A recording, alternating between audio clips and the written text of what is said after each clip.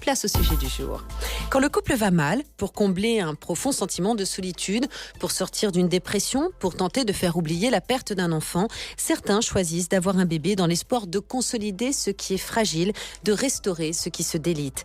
Enfant pansement ou enfant de l'espoir, comment grandit-on avec cette responsabilité induite sur de si frêles épaules? On en parle aujourd'hui avec nos invités. Bonjour Patricia Chalon. Bonjour. Soyez la bienvenue. Merci d'être avec nous. Vous êtes psychologue et psychothérapeute. Vous êtes présidente d'Enfance Majuscule, auteur de cet ouvrage Les peurs de l'enfant aux éditions Erol, comprendre et rassurer. La question que l'on se posait il y a un instant, c'est est-ce qu'il existe des enfants non pansements? Moi, je dirais que quand on fait un enfant, quand on a un enfant, forcément, quelque part, il vient réparer des choses de notre enfance. On va le faire plus beau, plus heureux. On va faire en sorte qu'il répare des choses qui nous ont blessés nous-mêmes. Je crois que forcément, il est quelque part un peu pansement. Mais si la blessure est légère, c'est pas très grave. Ce qui est plus compliqué à gérer, c'est quand la blessure est très, très profonde et que le pansement doit être très, très épais. Et puis parfois, on ne se rend pas compte non plus à quel point nos enfants Absolument. portent certaines choses de nous. On a le sentiment de les faire par amour. On les fait évidemment par amour, mais pas seulement. Pas seulement. Et on y reviendra avec vous, mais également avec notre invité Serge Effès. Bonjour Serge Effès, bienvenue. Vous êtes psychiatre, vous êtes psychanalyste, auteur du Nouvel Ordre Sexuel aux éditions Le Livre de Poche et La Fabrique de la Famille aux éditions Kéro. Sujet passionnant que la famille, surtout en 2017-2018, parce que la famille, évidemment, évolue sans cesse. Serge Effès, les enfants sont tous porteurs de quelque chose? Bien sûr, ils sont porteurs d'un projet. On ne fait pas des enfants pour rien. On fait des enfants parce qu'on a envie déjà de leur transmettre quelque chose. Évidemment, un patrimoine, évidemment une culture, mais aussi une histoire. Et donc, dans cette histoire, comme vous le disiez très justement, il y a tout un tas de traumatismes, il y a tout un tas d'événements, il y a tout un tas de blessures aussi, plus ou moins lourdes de l'enfance. Et que, consciemment et inconsciemment, on a toujours un projet pour un enfant. Mais vous savez, depuis toujours, dans les sociétés traditionnelles, les enfants, on leur donne un prénom d'un aïeul, on leur donne le prénom d'un oncle qui a disparu, d'un enfant mort avant eux, parce qu'ils doivent continuer cette prolongation. On ne fait pas un enfant pour rien. Je dirais que cette idée qu'on fait un enfant pour rien, c'est une idée très contemporaine. C'est-à-dire, c'est justement l'idée que l'enfant n'est pas porteur de quelque chose, mais qu'on fait un être comme ça, totalement éthéré, pour qu'il soit heureux et pour qu'il s'épanouisse. Ça vient d'où, ça, selon vous, cette évolution?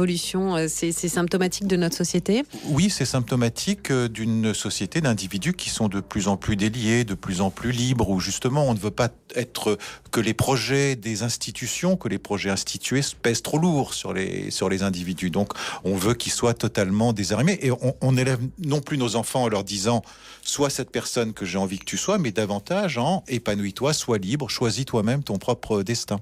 Ça, c'est Patricia Chalon. Oui, ça c'est le discours officiel. C'est-à-dire sois libre, ne sois pas le projet que je porte pour toi, mais dans le fond, quand même, ils sont porteurs de ce projet malgré tout. Et justement, c'est-à-dire que ce projet devient caché, il devient plus inconscient. Et sans doute plus pernicieux parce qu'il est plus inconscient. Et donc du domaine du non-dit. Ouais. Est-ce qu'on n'a pas envie de libérer nos enfants justement de tout ce poids-là aujourd'hui parce que nous-mêmes, on est alourdis par le poids des histoires du passé, parce que nous-mêmes, on est porteurs de tout ça? Mais ça serait dans un monde idéal. Ça serait un monde où on aurait nous-mêmes réussi à se libérer de tout ce qui nous encombrait de l'enfance, de nos blessures personnelles, et on arriverait à transmettre à nos enfants un monde merveilleux. Mais voilà, on veut pour nos enfants, on voudrait ça. Bien sûr. Malheureusement, on n'arrive pas à se libérer forcément de tout ça, même avec 10 ans d'analyse ou une thérapie de choc. On est toujours porteur forcément de blessures et on va essayer de faire le mieux possible. Je pense que de toute façon, la parentalité, c'est faire ce qu'on peut au mieux de ce qu'on peut. Mais on ne va pas arriver à faire de nos enfants des êtres totalement libres. Ça serait de l'utopie absolue. Très bien. Alors, on abandonne l'utopie en ce début d'émission, mais on s'intéresse aussi à cette expression, l'enfant pansement. C'est une expression qui choque pas mal de nos auditeurs. Qu'est-ce que vous en pensez, Serge Effès?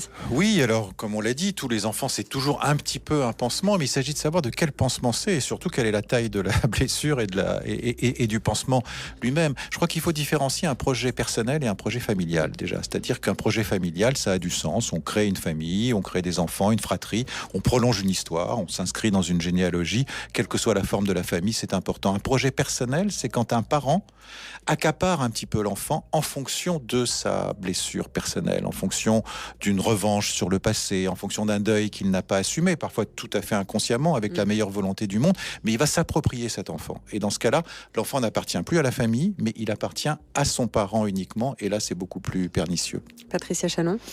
Oui, je suis tout à fait d'accord avec ce qui vient d'être dit, mais on retrouve ça aussi dans le cas de décès d'enfants dans la famille. C'est-à-dire que cet enfant qui est mort, l'enfant pansement va être l'enfant pansement de la famille pour remplacer cet enfant mort. Et là aussi, c'est quelque chose d'extrêmement dangereux. On a des messages qui nous arrivent justement sur des enfants qui viennent après des enfants tragiquement disparus. On aura des témoignages qui vont dans ce sens. On a aussi des témoignages d'enfants qui sont là aussi et qui viennent quelque part combler un sentiment de solitude, d'enfants qui viennent aussi quelque part réparer une famille défaillante. En fait, c'est intéressant parce que c'est un sujet qui pouvait paraître comme ça sur le papier un petit peu clivant, mais en réalité, on est tous concernés. Et si on s'interroge, on a tous fait ou on a tous eu des enfants en se disant quelque part que ça allait peut-être nous rendre la vie meilleure, ça c'est sûr, mais nous faire du bien aussi quelque part. On s'interroge aujourd'hui. Dans un instant, vous entendrez le témoignage de Cécile. Nos enfants sont les enfants de l'amour. Oui, mais ne sont-ils pas là aussi quelque part d'une façon inconsciente pour réparer une douleur, réparer un chagrin, peut-être aussi apaiser des chagrins dont on n'a pas forcément conscience, et il se trouve que leur présence est un petit peu magique et elle vient nous aider à aller mieux. On en parle aujourd'hui avec vous, vous êtes nos invités. Patricia Chalon, vous êtes psychologue et psychothérapeute. Serge Effès, vous êtes psychiatre et psychanalyste. Dans un instant, nous allons entendre le témoignage de Cécile. Alors, vous savez, parfois, on entend aussi des histoires de couples qui sont dans la difficulté, Patricia Chalon, et qui choisissent d'avoir un enfant parce que l'enfant est le symbole de l'amour et que, selon eux, l'enfant va permettre de repartir de l'avant, d'avoir un projet d'avenir et de consolider ce qui est déjà fragile. Qu'est-ce que vous en pensez? Ça, parfois, c'est totalement assumé. Oui, je pense que les deux sont perdants, le couple et l'enfant. Ouais. Parce que un enfant ne peut jamais servir de colmatage par rapport à un couple qui ne va pas bien, et l'enfant va être porteur de quelque chose qui sera trop lourd à porter pour lui. Il va passer son temps à essayer de rabibocher deux êtres qui ne vont plus très très bien ensemble. Donc c'est pas forcément une bonne idée. On a un message de Christophe qui va dans le sens de ce que vous dites. Déjà, dans un couple sans histoire, l'arrivée d'un enfant ébranle l'équilibre du couple. C'est pas faux. Alors, je ne crois pas que ce soit un remède à un couple en difficulté. Tôt ou tard, le couple se séparera et fera une victime de plus qui sera l'enfant.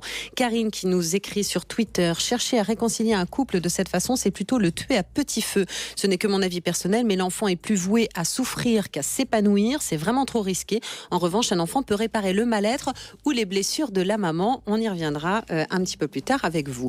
On accueille Cécile sur cette antenne. Bonjour Cécile, bienvenue. Merci d'être avec nous Cécile. À vos côtés, Eric, votre mari, 3 enfants, Roxane, Alexian, Maxime. Alors vous ne voulez pas porter de jugement, mais en tout cas, l'expression enfant pansement, c'est quelque chose que vous trouvez particulièrement difficile. Ah oui, complètement. C'est vraiment pas du tout... on peut pas l'associer.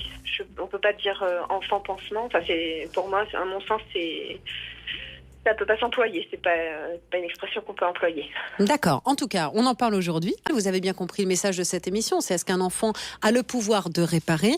Vous vouliez nous apporter votre témoignage sur ces couples qui parfois aussi choisissent d'avoir un enfant en espérant repartir de l'avant. Tout à fait. Parce qu'en fait, moi, mon mari l'a vécu fait, d'une union précédente. Donc voilà, ils avaient un enfant. Et puis, leur couple battait de l'aile. Et d'un commun accord, ils se sont dit, pourquoi pas faire un enfant. Et puis, tout ça, on va s'en sortir, quoi. Ça va nous aider. Et puis, 2 ans après... le couple se séparait. D'accord, avec donc un petit bonhomme au milieu de tout ça, qui n'avait rien demandé, nous avez-vous confié, et que vous connaissez, puisque c'est aujourd'hui votre beau-fils. Est-ce que vous pensez qu'un enfant qui naît dans ces conditions se construit d'une façon différente et particulière ? À mon sens, oui.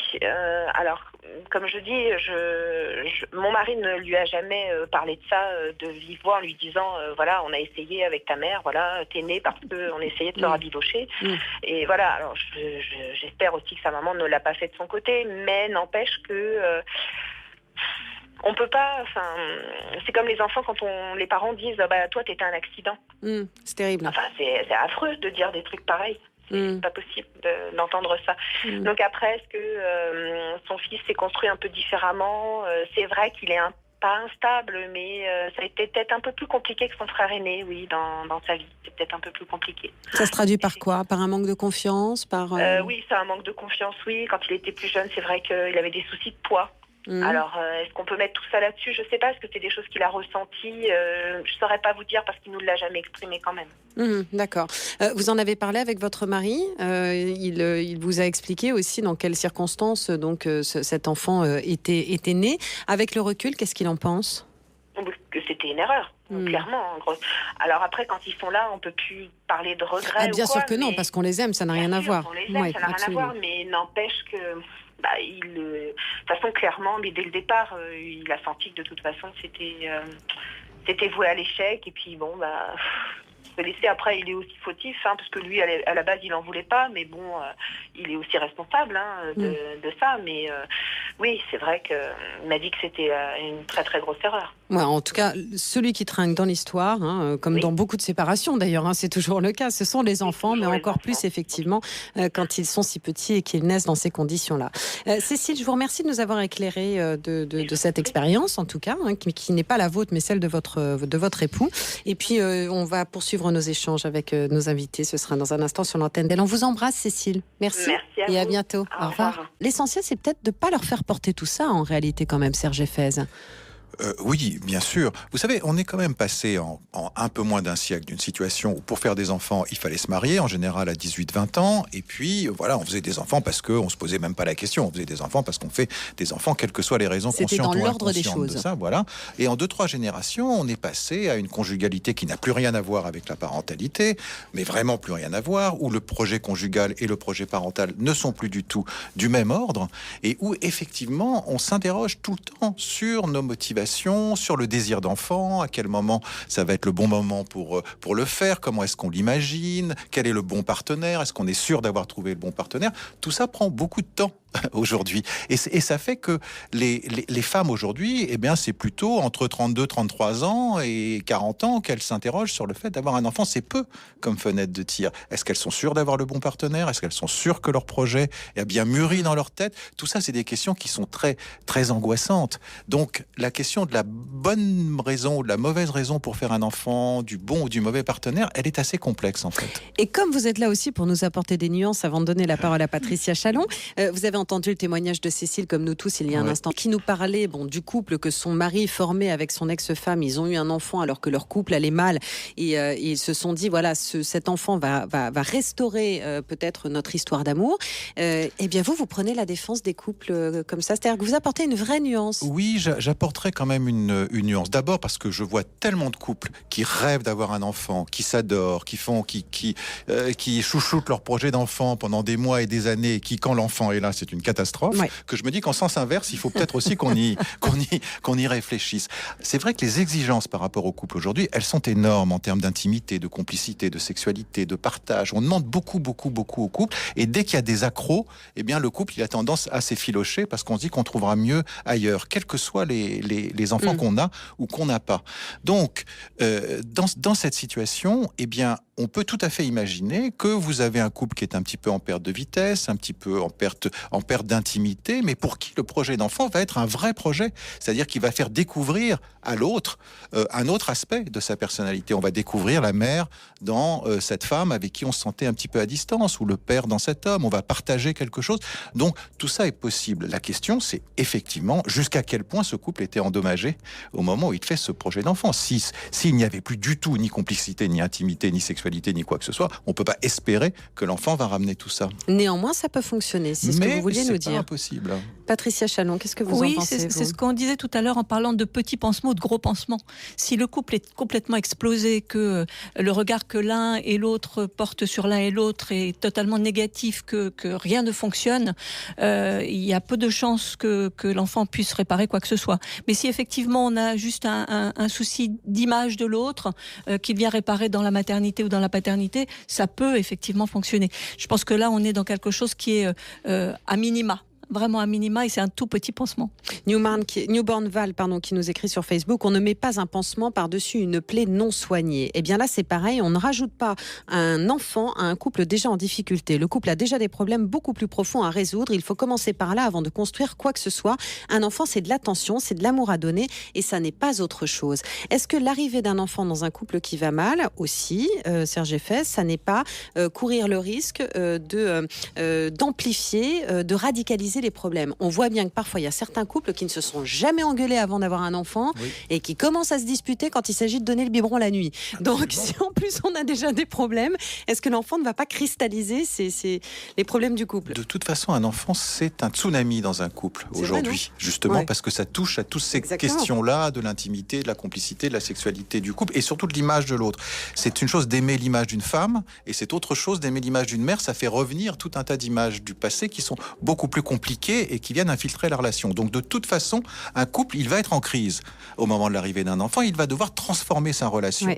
Et que pour transformer une relation et surmonter une crise, il vaut mieux être dans la bonne entente, bien évidemment, voilà, qu'être déjà en crise auparavant. Mais je reprends ce que je disais tout à l'heure, ça n'est pas impossible, oui, que l'arrivée de cet enfant, justement, permette de surmonter cette crise autrement. Ce qui est intéressant dans ce que disait il y a un instant Serge Effès, Patricia Chalon, c'est aussi que l'enfant réactive, de par son arrivée, des souffrances, réactive des choses. Est-ce que ça, c'est quelque chose dont on est conscient, que le couple aille bien ou pas? On n'est pas prévenu de ça. D'abord, on n'est jamais parent d'une manière totalement consciente. Je veux dire, on a là un projet d'enfant, et puis quand les choses se réactivent, on ne les prend pas vraiment, n'en prend pas vraiment la mesure. Donc elles nous arrivent en pleine tête. Le tsunami, je suis assez d'accord avec le mot employé, c'est un tsunami. Donc on va sentir une réactivation, et parfois on ne comprendra pas pourquoi. Exactement. Et c'est un très grand et long travail pour essayer de comprendre pourquoi. Voilà, parce qu'un enfant, c'est aussi l'arrivée d'un enfant, qu'on ait un enfant ou qu'on ait adopté un enfant. L'arrivée d'un enfant, c'est aussi une période de fragilité à laquelle on ne s'attend pas forcément. Et je vous lirai dans un instant le message de Karine, qui est un joli message, et elle nous explique effectivement qu'elle a eu un enfant dans l'espoir de réparer une famille défaillante. Quand on n'a pas de famille, on a envie de créer la sienne, et elle nous expliquera ça dans un instant. On est de retour, place à la musique.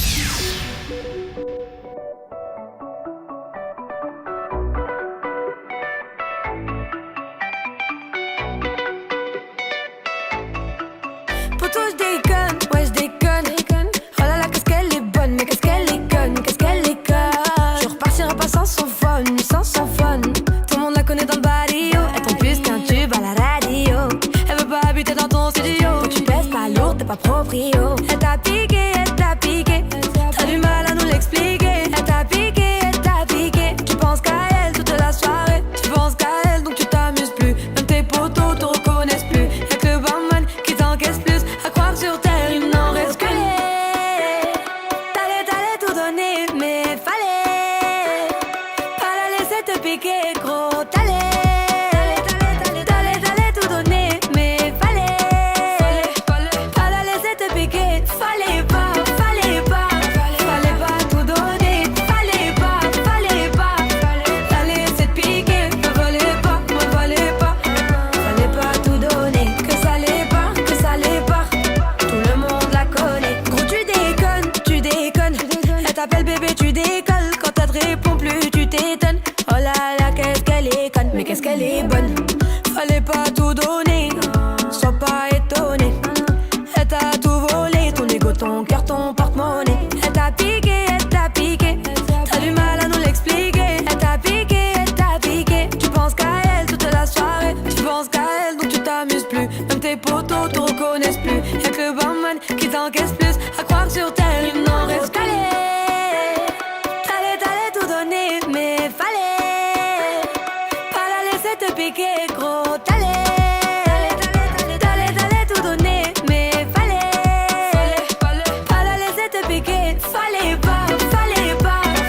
pas tout donner, fallait pas la laisser te piquer, me fallait pas tout donner, que ça l'est pas, tout le monde la connaît, tout le monde te connaît, ils t'ont tous abandonné, ils veulent plus toi ici, laisse-les passer leur soirée. Pourtant t'es belle, c'est ballon. T'as mis tes plus beaux talents. Mais ça suffit plus, maintenant ce qu'ils te souhaitent c'est que du malheur. Gros t'allais tout donner, mais fallait laisser te piquer. Fallait pas tout donner. Fallait laisser te piquer. Me valait pas. Fallait pas tout donner. Que ça l'est pas. Tout le monde la connaît.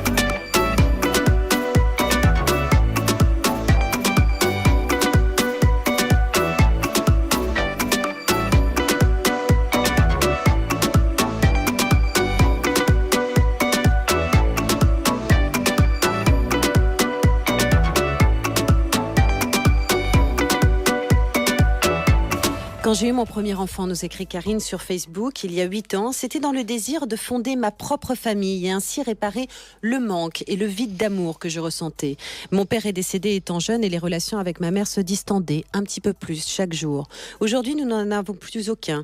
J'ai cru que l'amour de mes enfants m'aiderait à guérir les blessures de mon enfance, mais le manque de mon père s'est fait ressentir très très fort dès la naissance de mon fils. L'omniprésence et l'ingérence de mes beaux-parents n'ont fait qu'accentuer mes souffrances et ma solitude. Et depuis 8 ans, je me bats pour avancer et apaiser tout ça.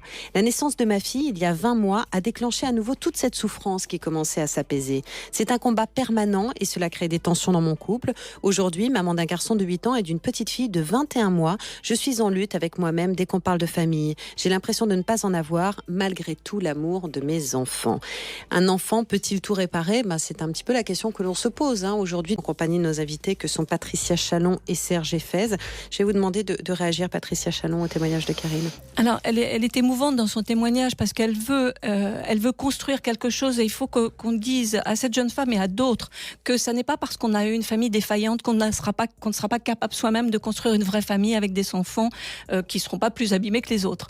Mais elle semble souffrir tellement que ce qui me vient a priori, c'est qu'elle a besoin d'un petit coup de main et qu'elle devrait quand même aller se faire aider pour essayer de comprendre un peu mieux ce qui a cloché dans sa famille d'origine pour moins souffrir dans sa relation avec les autres et particulièrement avec ses enfants. Et peut-être aussi, Serge Effez, comprendre qu'un enfant ne va pas venir combler un vide, le vide d'une famille qui n'est plus là ou qui a été défaillante ou qui n'a pas existé, elle restera toujours. On ne peut pas remplir.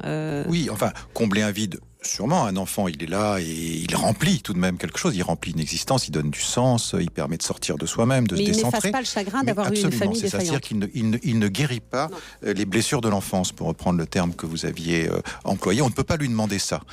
Et c'est même l'inverse qui se passe en général. Parce que quand on voit son enfant, surtout un enfant qui grandit, on se voit soi-même enfant. Et si on a été un enfant blessé, on revit ces blessures-là de façon encore plus importante qu'au moment où on les a vécues. Parce qu'en plus, on se trouve en rivalité avec son propre enfant qui, lui, ne vit pas tout à fait la même chose.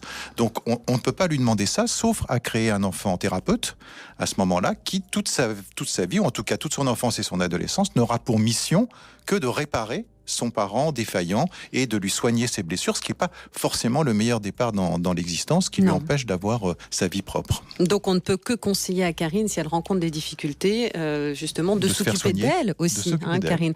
Ça me fait penser, vous savez, Karine, dans les avions, lorsque tombent les masques à oxygène, on a une tendance à vouloir tout de suite donner le masque à notre enfant et on nous demande, nous, de porter le masque de façon à pouvoir porter secours à nos enfants. Donc c'est là où, effectivement, elle n'arrivera pas à aider si elle ne s'aide pas elle-même. C'est pour ça que je pense qu'il faudrait qu'elle aille se faire aider un petit peu. Donc, un enfant ne vient pas réparer, il vient apaiser peut-être certaines souffrances, mais il ne vient pas réparer les blessures de l'enfance. C'est-à-dire qu'il les répare, mais il n'est pas là pour ça.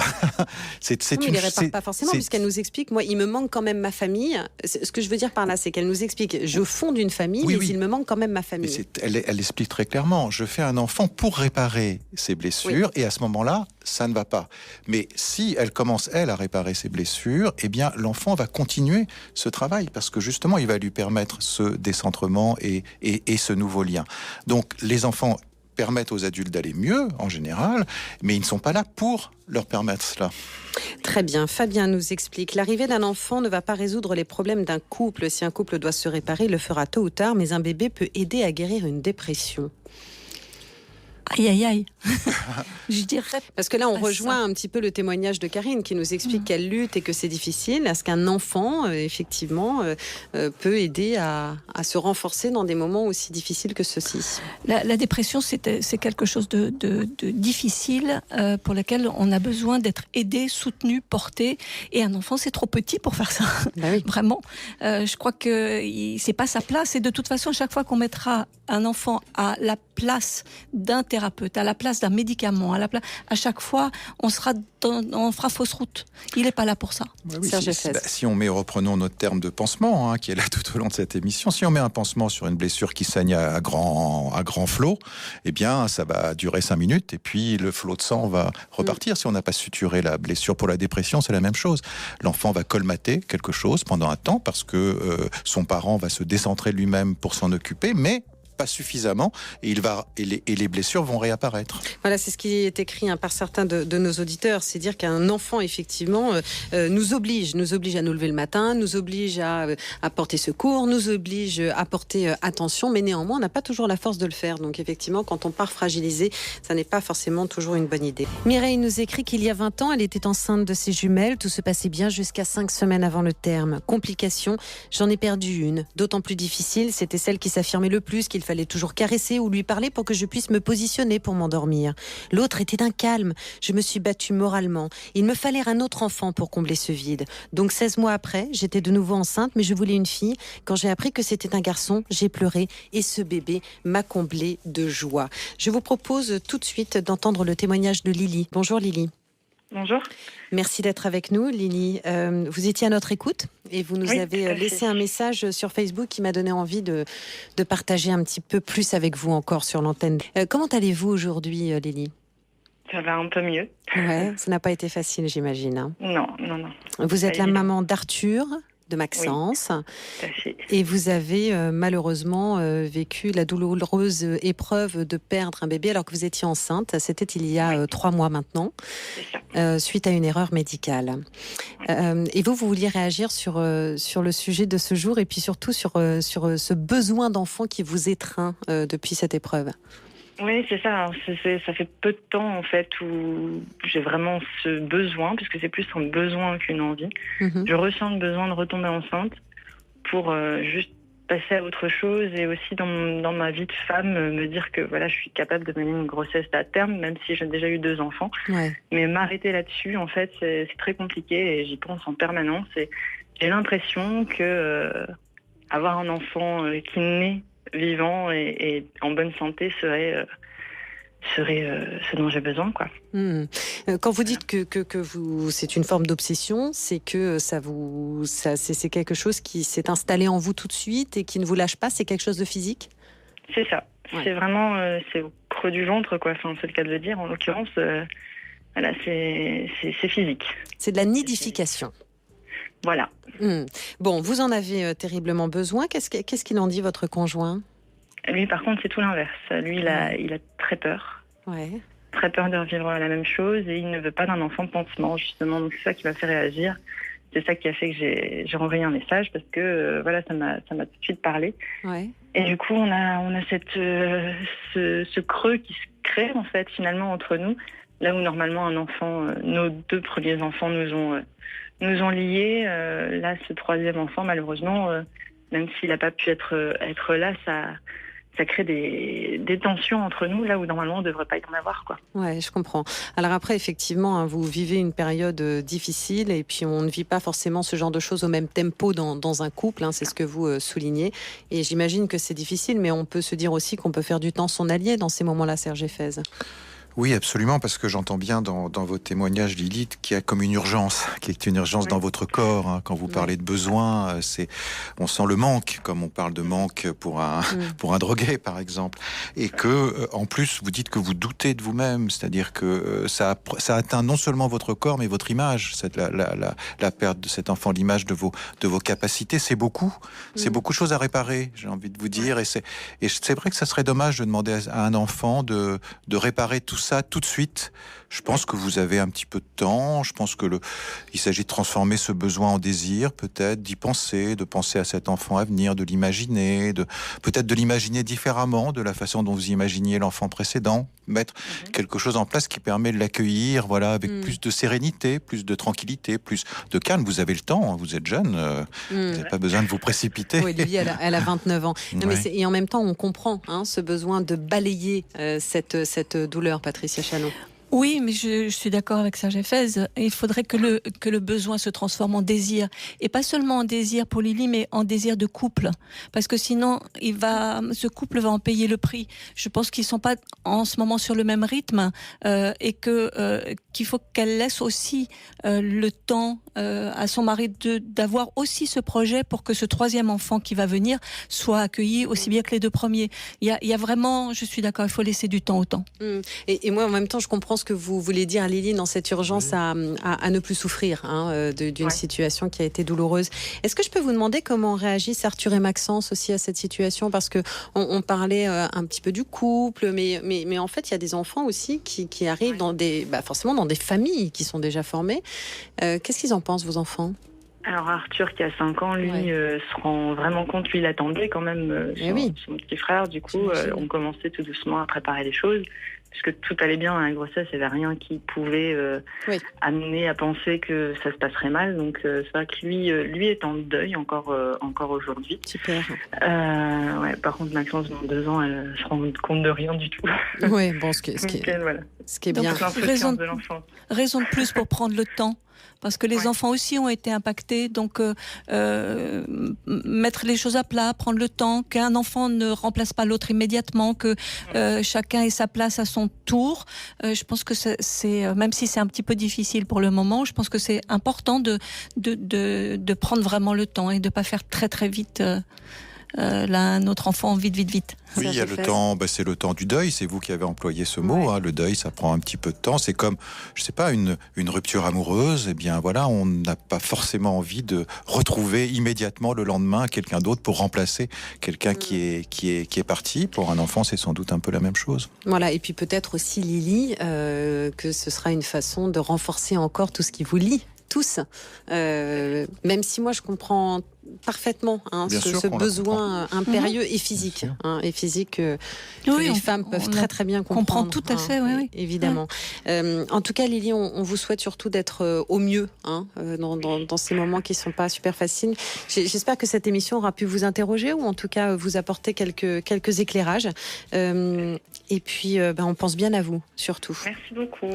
Et je vous embrasse, Lily. Carrément. À bientôt. Prenez soin de vous. Au revoir.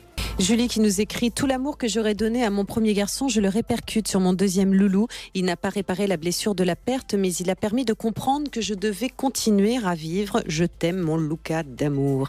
Merci en tout cas pour tous les messages que vous nous laissez. Julie qui souligne, Serge Effez, à quel point un enfant nous projette aussi dans l'avenir. Je dois continuer à vivre. C'est peut-être ça aussi qui motive les gens en souffrance qui ont besoin d'enfants. Bien sûr, un enfant c'est un sacré projet, c'est une illusion aussi. On projette justement sur l'enfant le meilleur, on projette tout ce qu'on n'a pas eu soi-même et qu'il va réparer.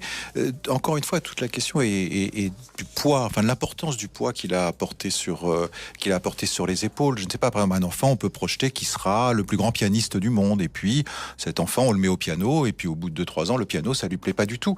Et alors, il y a des parents qui vont s'accrocher à leur projet de piano, à leur idéal d'enfant pianiste, et qui vont l'obliger jusqu'à ses 20 ans à jouer au piano alors qu'il n'aime pas ça. Et puis d'autres qui vont entendre cet enfant et qui vont peut-être le laisser trouver d'autres voies d'épanouissement. Des messages qui nous sont arrivés. Jade qui nous écrit sur Facebook: l'enfant ressent tout, il n'est pas là pour réparer les pots cassés, il est censé être le fruit d'un amour et pas d'un désamour. Alors elle parle des couples qui sont en souffrance.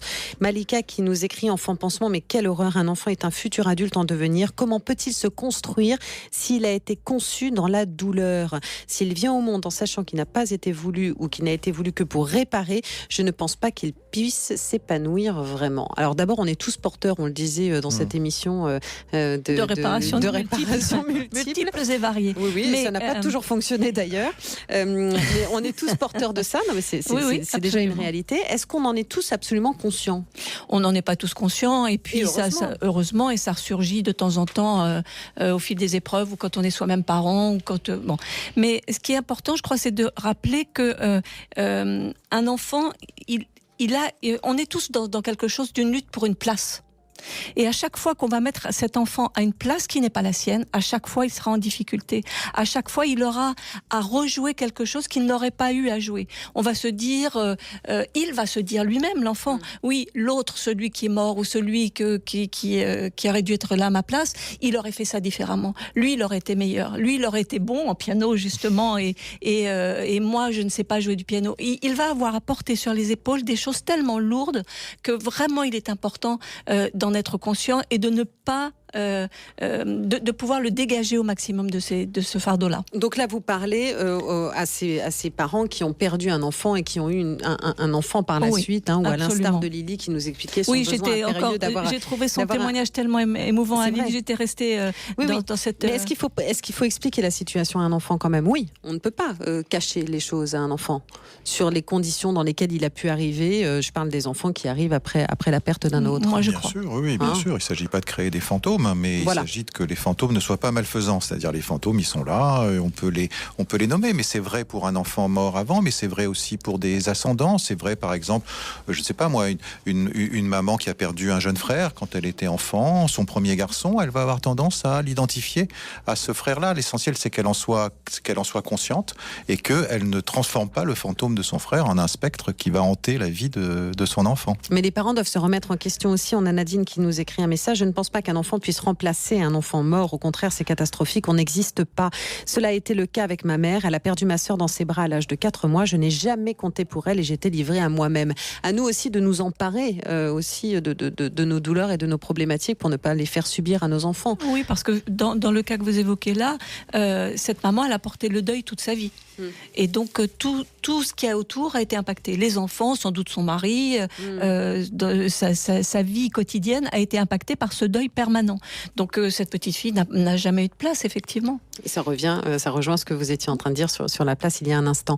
Parlons de ces couples aussi qui ont un enfant dans l'espoir d'être ressoudés. Si le couple part à volo, est-ce qu'un enfant arrive à se construire sans le sentiment de culpabilité de ne pas avoir rempli sa mission aussi, Serge Effès ? Si le couple continue à partir à volo après la naissance de l'enfant et ne se sépare pas, ça veut dire que l'enfant, il va être le thérapeute du couple de ses parents. C'est-à-dire que c'est un enfant qui va faire pipi au lit pour aller dans le lit de ses parents la nuit et pour pouvoir ressouder le couple. C'est un enfant qui va donner toute son énergie pour que le couple continue d'exister, qui va inquiéter pour que les parents s'inquiètent ensemble sur lui. C'est-à-dire sa mission va être de réparer le couple. Donc c'est-à-dire que lorsque l'on est conscient des raisons pour lesquelles on a un enfant, on peut en être conscient, mais on fait en sorte de ne pas les lui faire peser. C'est ça aussi, c'est-à-dire que les enfants sont tous quelque part des enfants pansements, mais à nous aussi de savoir... Oui, et puis surtout sortir de ce projet personnel pour accueillir un être qui est un être nouveau, qui est un être qui vient au monde, qui est un être original, qui n'a rien demandé et qui va se construire, pas seulement selon les désirs de ses parents, mais selon ce qu'il est lui-même, et accueillir cette personnalité et s'y adapter. Patricia Chanon, pour conclure. On pourrait faire un résumé en reprenant le bébé est une personne. Le bébé est une personne et le message de Philae. À mon sens, l'enfant qui arrive par miracle sert de pansement naturellement, guérit les plaies, c'est certain. Je pense que la plupart des enfants pansements arrivent et soignent sans que les parents n'aient eu l'intention de leur donner ce statut. Je n'ai pas vécu cette situation, mais j'estime que nous ne pouvons pas juger les parents. L'essentiel étant que les enfants soient heureux et baignés d'amour. On se retrouve tout de suite. Vous pouvez participer sur le forum de Radio Capitole. Il y en a pour tous les goûts. Il y en a pour maman, pour papa, pour papy, pour mamie, pour tata, pour tonton, pour mon frère, ma sœur. Radio Capitole, c'est le forum, la web radio et la chaîne de l'info pour le droit de la famille et des enfants.